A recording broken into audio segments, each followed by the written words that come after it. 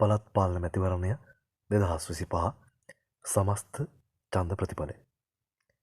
ජාතික ජනබලවේගය ලබාගෙන ඇති ඡන්ද සංඛ්‍යාව 45,03,930යි. ලබාගෙන ඇති ප්‍රතිශතය 43.26යි. සමගි ජනබලවේගය ලබාගෙන ඇති ඡන්ද සංඛ්‍යාව 20,58,480යි. ලබාගෙන ඇති ප්‍රතිශතය 21.69යි.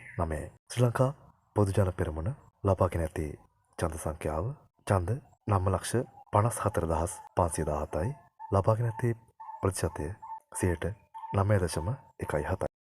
එක්සත් ජාතික පක්ෂය ලබාගෙන ඇති ඡන්ද සංඛ්‍යාව 4,88,406යි. ලබාගෙන ඇති ප්‍රතිශතය 4.69යි. ශ්‍රී ලංකා නිදහස් පක්ෂය ලබාගෙන ඇති ඡන්ද සංඛ්‍යාව 3,87,098යි. ලබාගෙන ඇති ප්‍රතිශතය 3.72යි. ඉලංගයි තමිල් අරුසු පක්ෂය ලබාගෙන ඇති ඡන්ද සංඛ්‍යාව 3,07,657යි. ලබාගෙන ඇති ප්‍රතිශතය 2.96යි. සර්ව ජන බලය ලබාගෙන ඇති ඡන්ද සංඛ්‍යාව 2,94,681යි.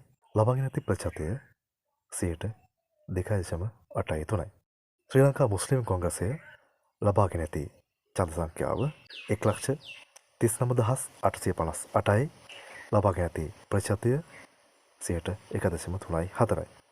ඒ අනුව පළාත් පාලන ආයතන 339න් පළාත් පාලන ආයතන 265ක වැඩි සභික සංඛ්‍යාවක් තෝරාපත් කර ගැනීමට ජාතික ජනබලවේගය සමත්ව තිබෙනවා. ඊළඟේ තමිල් අරුසු පක්ෂය පළාත් පාලන ආයතන 35කත් සමගි ජනබලවේගය පළාත් පාලන ආයතන 14කත් ශ්‍රී ලංකා මුස්ලිම් කොංග්‍රසය පළාත් පාලන ආයතන 6කත් බහුතර සභික සංඛ්‍යාව දිනා ගැනීමට සමත්ව තිබෙනවා.